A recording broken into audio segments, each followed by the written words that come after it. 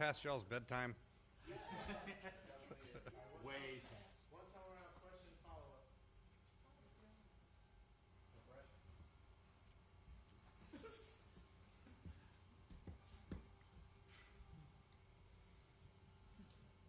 Well, Jay, can you just walk us through, I guess, first Preston Smith, what you guys saw in him, why he made the decision there? Preston has great versatility, and he's 6'5", 270 pounds. He's lined up all over the defensive front. He's been a nose guard. He's been a 5 technique. He stood up.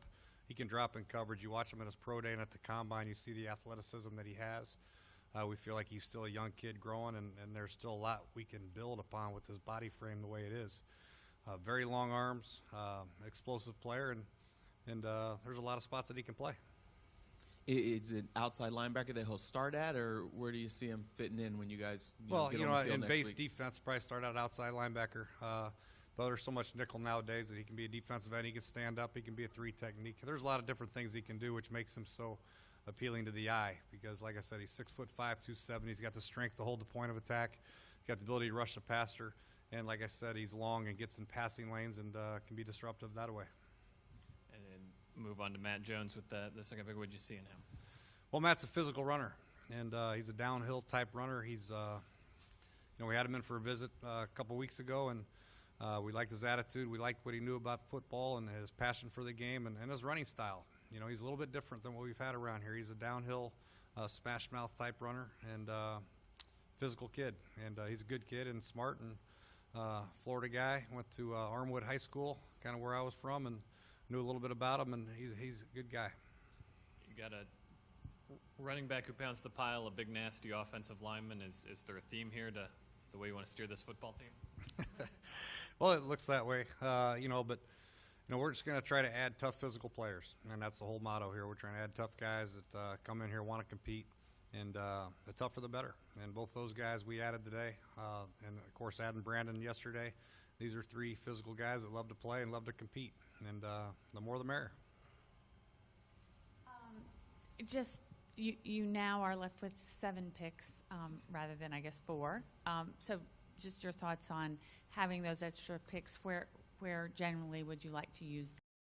Well, we don't know. We're going to wait and see how it goes. We'll have meetings tomorrow. We've got the board pretty much set the way we want it, and then we'll have discussions tomorrow morning before our pick comes and try to do our due diligence and figure it out. Talk to the coaches and Scott, obviously, and we'll go from there. But there's still a lot of players left that can help us, a lot of different positions, and we'll take all that in consideration and make a good Redskin decision. You talk about Matt being a physical downhill runner, something that hasn't been here in a while.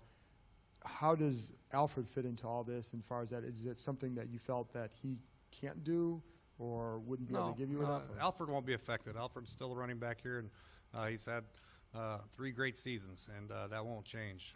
But to add another guy that can come in here and pound the rock a little bit doesn't hurt anything. It'll help Alfred in that regard, taking some carries off of him. But for the most part, Alfred will be getting the bulk of the carries, and Matt will get some too, obviously. And then I know his pass receiving or his catching numbers weren't that high down there.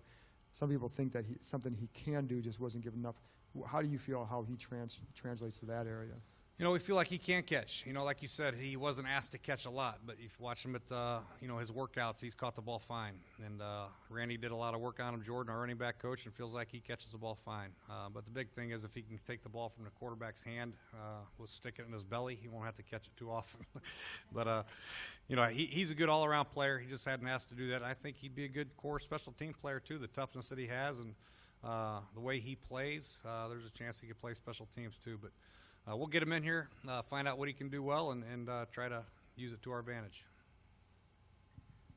What do you think might be the most difficult part of a transition to an outside linebacker spot, if that is where Smith winds up playing? And do you see him as somebody ready to be a starter in the NFL already?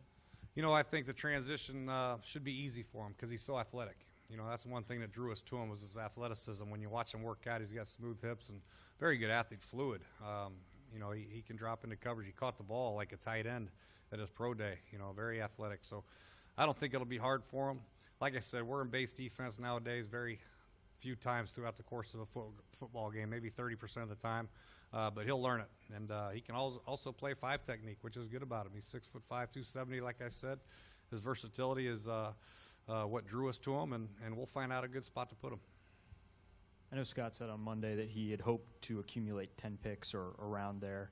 As you guys woke up this morning and entered the second day, how important was that for you? Is that something that you set out to do, or just an opportunity that kind of came along as the day progressed? It was an opportunity that came along, but I think we see there's a lot of merit in the later rounds of this draft. There's a lot of good football players to be had. We just got to do our work and make sure we take some good players. But like I said, the depth of this draft we feel like is pretty good, and get a good guy in the 5th, 6th, 7th round. A couple of them that can help your football team. They don't have to be immediate starters. They can add to your depth. They can help special teams. But I think there's good quality there in the later rounds, and to have a couple more is good. Still on the trade, when you're dropping, I think it was 26 spots. Are you just kind of taking a leap of faith that there's still going to be, a player worthy of that round there, or are you counting? You're not. Yeah, counting down I wouldn't say a leap of players. faith, man. These scouts have put a lot of time in there, and they've studied all these guys and graded all the guys that have not been picked, and the 4th, 5th, 6th, 7th round grades that we have on some players. We realize that they're good football players, and they can help our football team, and I think that's the reason why we wanted a couple extra picks. Jay, how does the addition of Preston Smith affect Trent Murphy, and do you believe they could even be complementary players? Yeah, it doesn't affect them. When you add football players in a draft, our guys are still going to come in here and compete. Everybody's going to have a chance to compete in training camp, and that's the way it's going to be, and that's never going to change from year to year. We're always going to have a draft, and we're always going to have free agency, and there's always going to be new players in the building that have to come into training camp and earn their spot. And that's no different at the outside linebacker, defensive end spot. But both those guys really are very similar, Trent and Preston. They're both very versatile players. Trent's put on some weight. He might be able to play some defensive end also in base. So both those guys will play a lot of football, I promise you that. Was that trade with Seattle drawn up ahead of time, like one of the scenarios Scott and you have talked about, that obviously you guys have done a lot of work, or was it something that just kind of came up while you guys were on the clock? Yeah, it came up tonight.